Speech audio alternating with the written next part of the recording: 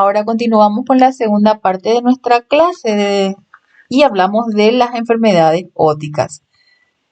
Desde el punto de vista de la afección más frecuente que se observa a nivel del oído, vamos a hablar de la otitis, que la definiríamos como la inflamación de la piel del conducto auditivo externo. Este conducto auditivo externo se encuentra entre el pabellón auricular y la membrana timpánica.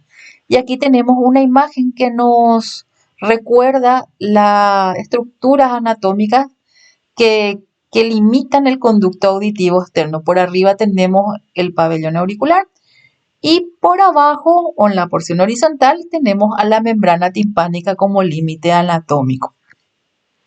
Cuando proliferan microorganismos a nivel de esta porción es en donde se comienzan a manifestar los signos clínicos más característicos de una otitis externa. La otitis externa se considera una afección que se presenta con mucha frecuencia en los caninos, por sobre todo, con referencia a la especie felina. ¿Por qué se observa más en los caninos? Por las características anatómicas del pabellón auricular, siendo más susceptibles aquellas razas de perros que tienen pabellones auriculares péndulos, con mucho pelo en el interior, o aquellos animales que tienen ciertas causas que predisponen como la humedad o algunas enfermedades del tipo endocrino que favorecen al acúmulo de cierto tipo de secreciones o de microorganismos. Vamos a hablar un poquitito de la fisiopatología. Tenemos a los factores predisponentes que les había comentado recién, y entre ellas hay causas primarias y factores perpetuantes desde el punto de vista de la clínica de la otitis externa. Entre los factores predisponentes tenemos, como les había comentado recién, aquellas razas de perros que tienen las orejas largas y pendulantes. Esta característica anatómica de las orejas impiden una correcta ventilación o intercambio de aire a nivel del conducto auditivo externo, favoreciendo un ambiente húmedo y caliente que es especial para la proliferación microbiana tanto de bacterias como de hongos y levaduras. También hay otros factores predisponentes que son la excesiva humedad que se puede encontrar a nivel del pabellón auricular, y esto se observa con más frecuencia en aquellos animales que tienen ciertas, vamos a decir, actividades asociadas al agua, en donde ingresa un poco de líquido dentro del pabellón auricular, y por la característica anatómica de ser una estructura en forma de L, el líquido queda acumulado en esa zona y otra vez favorece la proliferación microbiana, esa humedad persistente en esa zona. En perros de pelaje largo y abundante se observa con mucha frecuencia esta afección, ya que los pelos se encuentran obliterando o taponando el conducto auditivo externo, haciendo el mismo fenómeno que habíamos visto en las dos causas anteriores.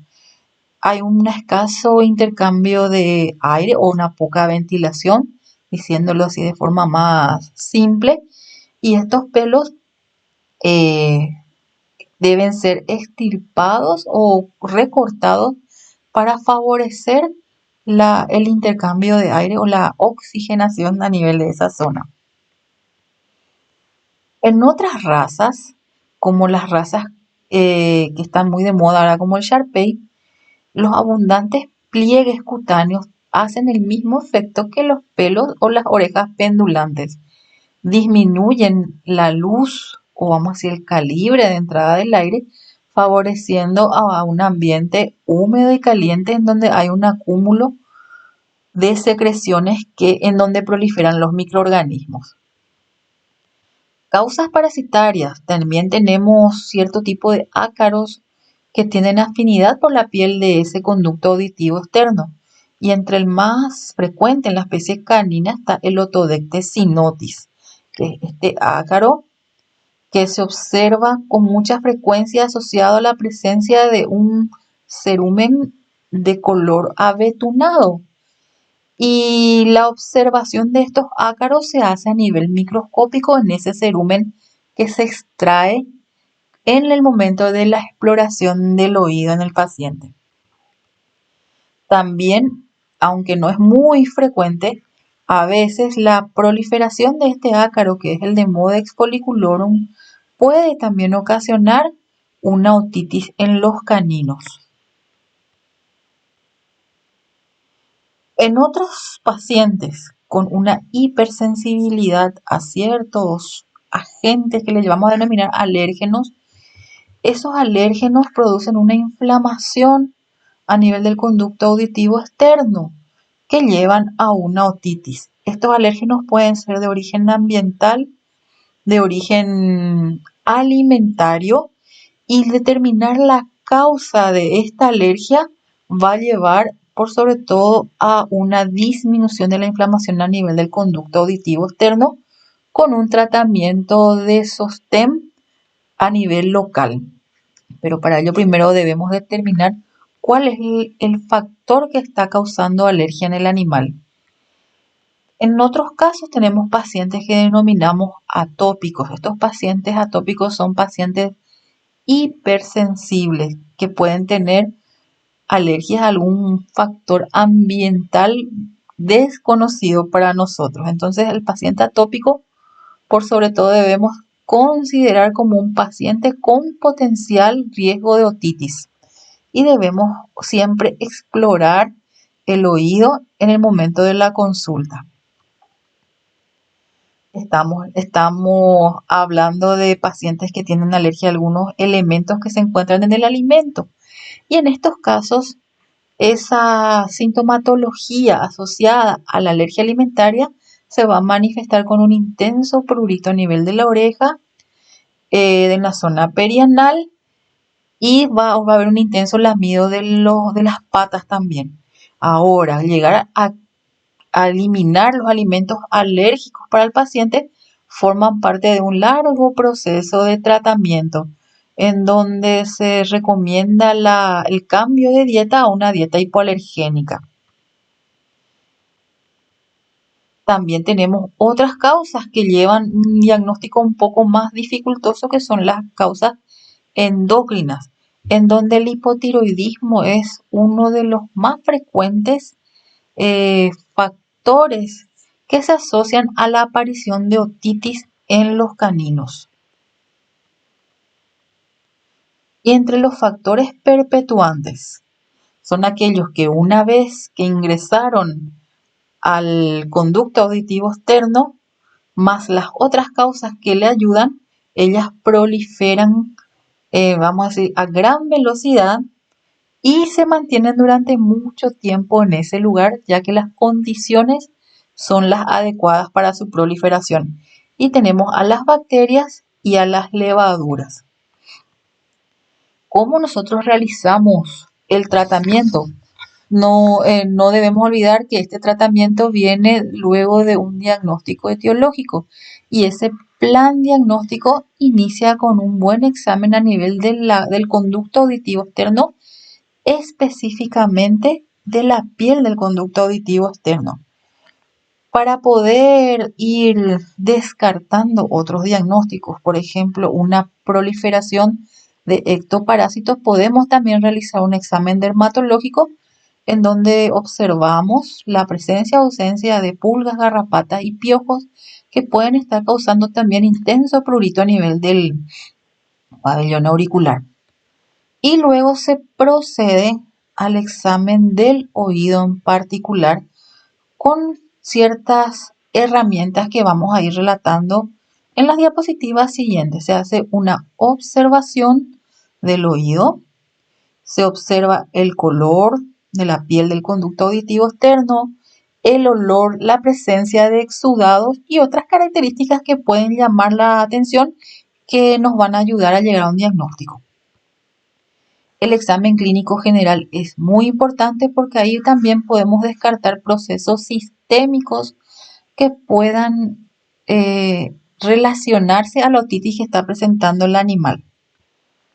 El examen clínico particular se refiere ya a la afección que es motivo de consulta, que sería el dolor que presenta el paciente o el intenso prurito que presenta el paciente que motivó la llegada al consultorio. Bueno, entre una de las premisas que todo clínico debe tener en cuenta es que muchas veces o casi siempre no podemos tratar o curar algo que no podemos ver o evaluar. Y es por ello que debemos utilizar ciertas herramientas diagnósticas que nos pueden encaminar o dar información para poder determinar el origen de esa inflamación y descartar los diagnósticos presuntivos que estamos teniendo o diagnósticos alternativos, dicho de manera más correcta. ¿Cómo se hace el plan diagnóstico para llegar a una conclusión de que el paciente está con otitis? Se realiza una otoscopía u observación del conducto auditivo externo mediante un instrumento que le denominamos otoscopio. Una vez observado in situ el conducto auditivo externo, se procede a la toma de muestra en el caso de que haya una secreción en esa zona y se remite al laboratorio de microbiología con la solicitud de realizar un cultivo y antibiograma ante la sospecha de que esa secreción o exudado presente ahí sea de origen microbiano. También podemos tomar una muestra de ese cerumen o esa secreción y enviarlo al laboratorio de patología clínica para poder determinar si es un exudado de origen inflamatorio o es una hiperproliferación de cierto tipo de levaduras que se encuentran a nivel del conducto auditivo externo. Una vez obtenidos los resultados, esos resultados van a extrapolar a un diagnóstico. Y es lo que le estaba comentando recién. Un plan diagnóstico ideal, lo ideal en la teoría es poder primero observar el exudado con un otoscopio o a simple vista, obtener la muestra y llevar a microbiología para cultivo y antibiograma. Sobre todo esto es necesario en caso de animales que ya fueron tratados anteriormente en otros lugares y en donde nunca hubo una respuesta completa al tratamiento. Entonces, en cuando tenemos pacientes ya crónicos, sí o sí tenemos que enviar ese cerumen a cultivo y antibiograma. Se puede realizar la otoscopía si es que tenemos a disposición este instrumento y una vez, vamos a decir, juntado todos los datos, podemos llegar a la conclusión que necesitamos para elegir el tratamiento más adecuado para este paciente. La finalidad del cultivo y antibiograma es la de identificación del germen que está presente en esa secreción y seleccionar el antibiótico por el cual o en el cual ese microorganismo demuestra sensibilidad. Y ahí, con esos datos, nosotros aseguramos que esa terapia que vamos a seleccionar va a llevar a la curación del paciente. Esta otoscopía que les estaba comentando recién consiste en la utilización de un instrumento óptico que se llama otoscopio, que vendría a ser como un instrumento que tiene una lupa que magnifica la imagen que se observa dentro del conducto auditivo externo. Y ahí nosotros podemos determinar la coloración de la mucosa, el tipo de secreción, la presencia de heridas, o sea, ver la integridad de la mucosa, inclusive la de la membrana timpánica. ¿Cuáles serían las ventajas de la utilización del otoscopio o realizar una otoscopía? Por sobre todo se consigue ver de forma más amplia que lo que sería a simple vista el oído. Otra cosa, se puede hacer un diagnóstico más eficaz mediante esa observación más minuciosa. Y por ende, al hacer esos dos pasos previos, podemos llegar a un tratamiento realizar el tratamiento con más rapidez y por ende hacer un tratamiento más exitoso. Entre los alcances o utilidades de la otoscopía nos permite establecer si el conducto auditivo externo se encuentra más engrosado o es permeable al paso del otoscopio. Entonces podemos ver si es permeable o tenemos un conducto auditivo estenótico. Podemos ver cambios en la coloración de la mucosa, donde podemos observar una coloración hiperémica. Podemos observar en el caso de otitis proliferativa si hay un crecimiento o engrosamiento de la piel del conducto auditivo externo. También se pueden observar parásitos, como algunas garrapatas o pulgas que llegaron ahí, o inclusive algunos ácaros como el Otodectes sinotis. Se pueden observar el tipo de cerumen y pelos que se encuentran en esa zona, la presencia de heridas, los exudados presentes, inclusive cuerpos extraños, que es muy frecuente observar cuando las mascotas están conviviendo con niños pequeños que pueden introducir sus juguetes o algún elemento pequeño del conducto auditivo externo, y también la presencia de masas tumorales ahí. Como todo medio diagnóstico tiene sus desventajas. Muchas veces la visualización no es la que nosotros esperamos. Los otoscopios no sirven para hacer una buena toma de muestras. Debemos hacerlo la toma de muestra con otros implementos. Y cuando tenemos perros de tamaño muy pequeño, el tamaño del otoscopio no se puede adaptar al calibre del conducto auditivo externo en razas toy. Aquí tenemos un ejemplo de una imagen que ya habíamos visto en las primeras diapositivas de cómo se encontraría un conducto auditivo externo sano. Y luego vamos a ver cómo sería un conducto auditivo externo inflamado o con otitis. Aquí prácticamente no existe un espacio o disminuyó el lumen de ese conducto auditivo externo debido a la gran inflamación que se encuentra a nivel periférico. Esto produce mucho dolor, un acúmulo de secreciones, y todo esto favorece a la perpetuación de los microorganismos que se encuentran en esa región. ¿Cómo comenzamos a hacer ese tratamiento? Luego de esa exploración, extracción de muestras para microbiología o patología clínica, procedemos a hacer la limpieza de los conductos. Esta limpieza, cuando el proceso está muy avanzado, el animal siente mucho dolor, mucha incomodidad, y va a ser imposible realizarlo en condiciones normales. Entonces, se podría recurrir a la sedación del paciente, pero no es lo recomendable para todos los casos, solamente en aquellos casos en donde el individuo ya es muy agresivo o se encuentra muy incómodo ante ese procedimiento. Si vamos a realizar toma de muestras, sería un momento ideal antes de la aplicación del producto que va a realizar la limpieza. Luego realizamos la limpieza si es que ya tomamos la muestra para el laboratorio, y esa limpieza se puede realizar con soluciones que tenemos a disposición en nuestros hogares y también que podemos adquirir en las farmacias. ¿La limpieza en qué consiste?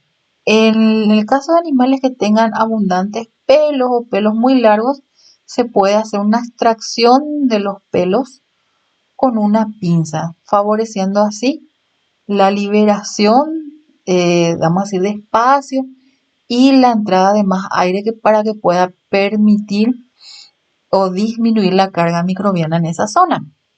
Y también en el momento de la aplicación de las drogas, esas drogas se pueden absorber con mayor facilidad, ya que los pelos no van a impedir la absorción completa. Las soluciones de limpieza que se pueden utilizar según el caso, según la gravedad de los casos, son solución fisiológica de cloruro de sodio al 0,09%, También tenemos la solución de yodo-povidona, en este caso debe ser diluida en dos partes o en una concentración del 50%. Luego tenemos la solución de clorhexidina, que también es un antiséptico y un antimicótico, que se utiliza ampliamente para la limpieza del conducto auditivo externo. Se utiliza mucho más que las otras. Luego tenemos una solución alcohólica diluida en agua en partes iguales. Se puede utilizar también ácido acético al 2,5% y alcohol boricado, que es lo que nosotros solemos usar en nuestras casas, en concentración del 2%. Todas estas soluciones se pueden utilizar siempre y cuando no haya ruptura de la membrana timpánica. Debemos primero cerciorarnos de que la membrana timpánica está intacta para poder introducir estas soluciones antisépticas en el oído. Acá le tenemos a esta presentación farmacológica de la clorhexidina en gotas, pero son gotas ópticas para la limpieza del oído. Es un muy buen antiséptico, también es bactericida y tiene propiedades fungicidas. Es por eso que es ampliamente utilizado para la limpieza del conducto auditivo externo.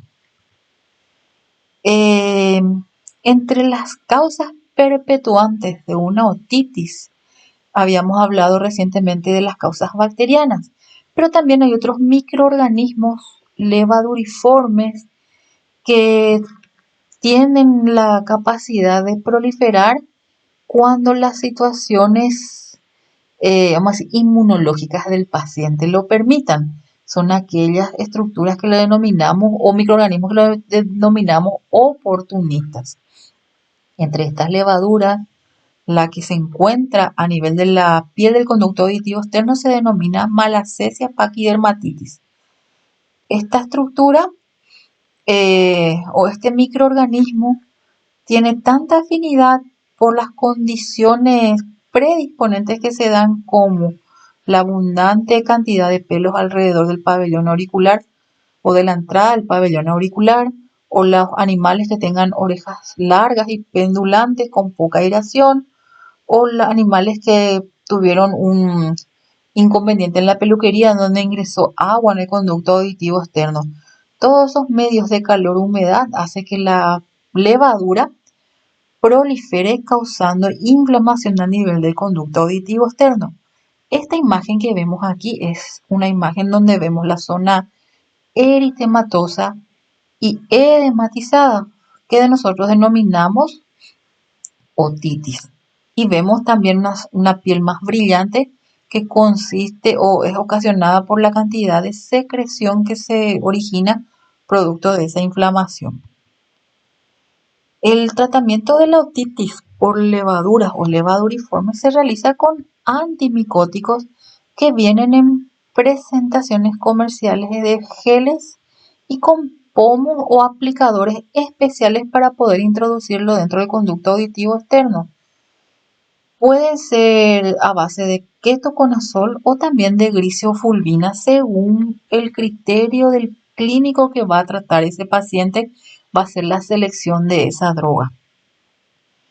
El cerumen de un paciente que tenga otitis por malacesia va a tener una coloración negruzca abetunada y un olor rancio que es muy característico de esta levadura. Ese diagnóstico nosotros lo podemos hacer de forma clínica de acuerdo a esta descripción que recién observamos.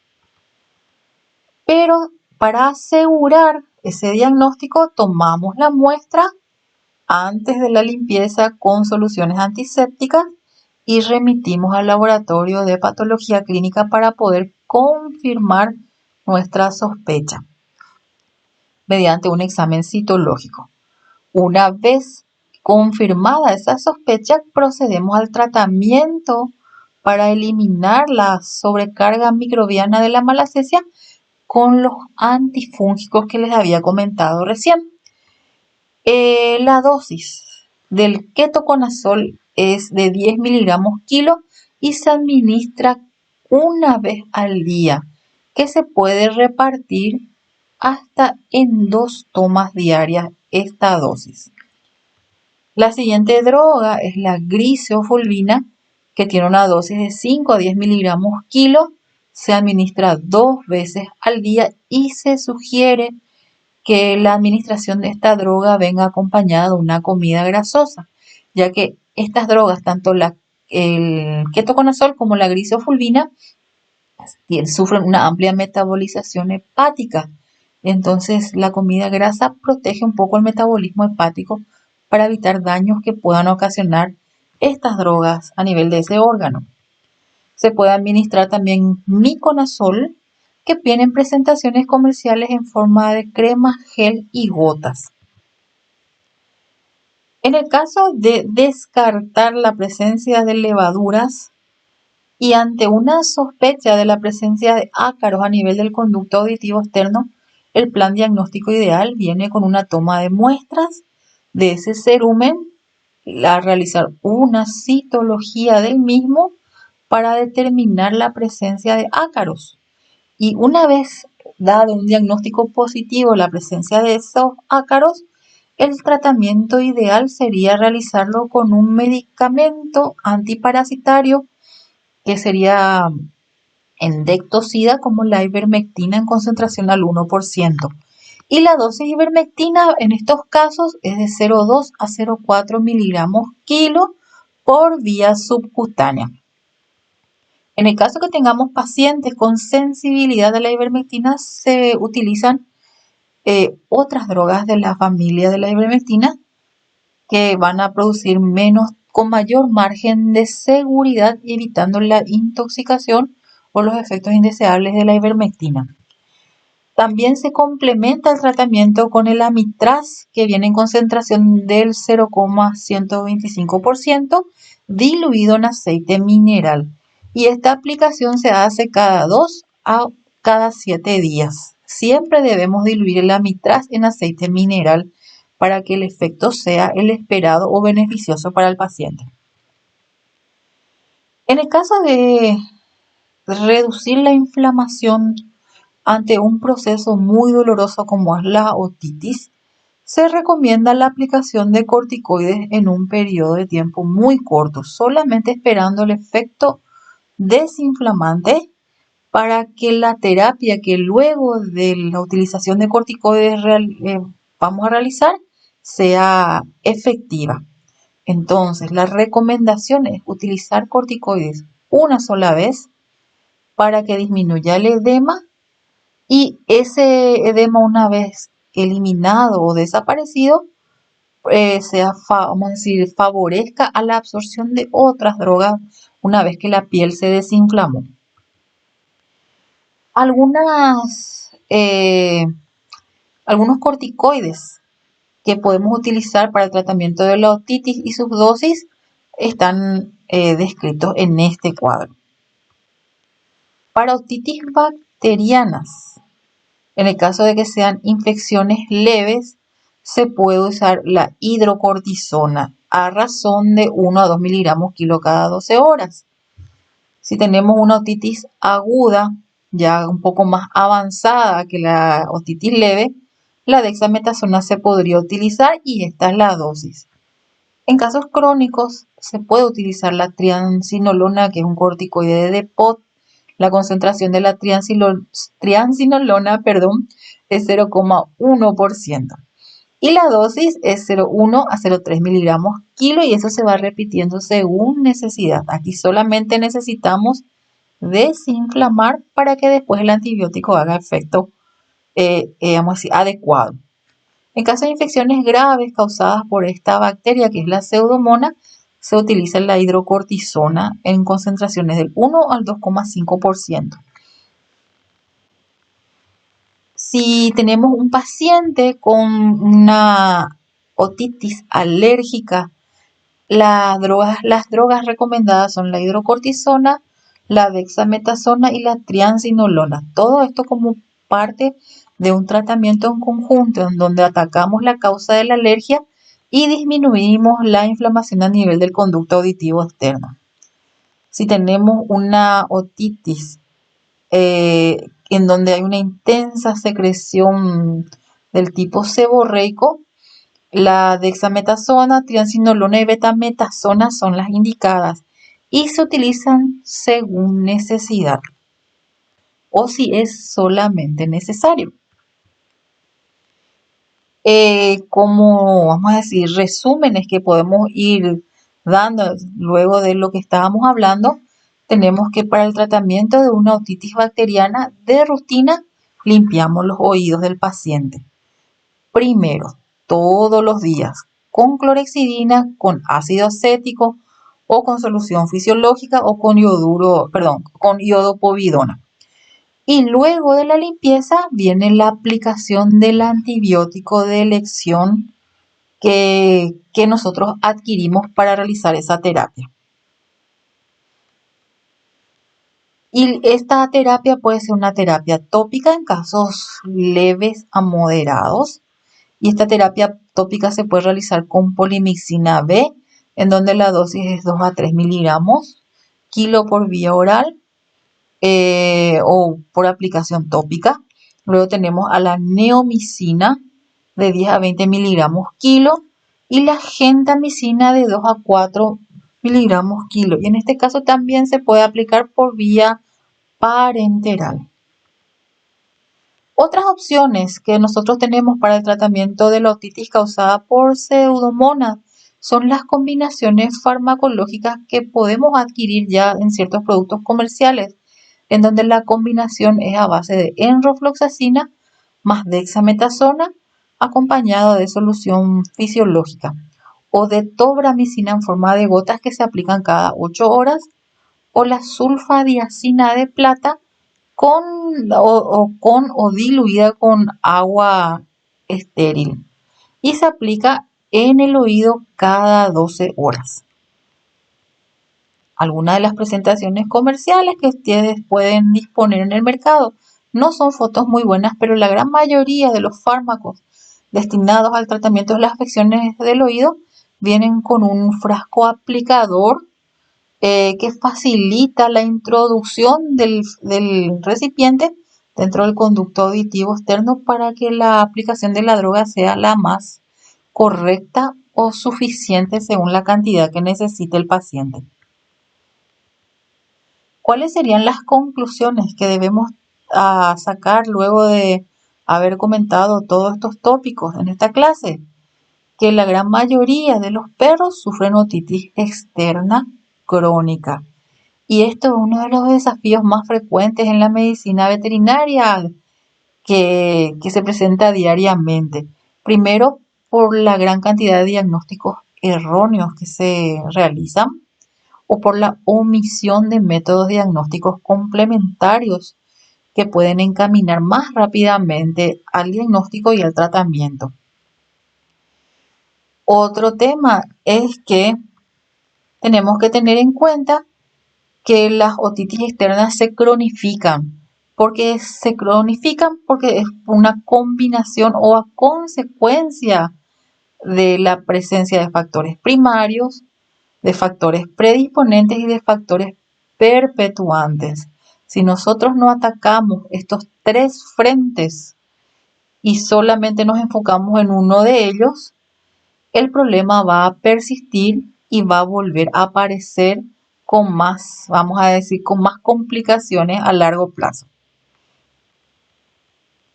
Siguiente cosa que tenemos que tener en cuenta, que cada tratamiento va a venir de la mano de un proceso metodológico en donde nosotros tenemos que reconocer los antecedentes del paciente, el origen, todos los tratamientos previos que tuvo el animal antes de la llegada a nuestro consultorio, hacer un buen examen clínico y obtener la mayor cantidad de datos posibles que encaminen a un diagnóstico definitivo, usar métodos diagnósticos complementarios. Aquí hablamos de un laboratorio de microbiología o de patología clínica que nos van a ayudar a acelerar el proceso de curación de nuestro paciente.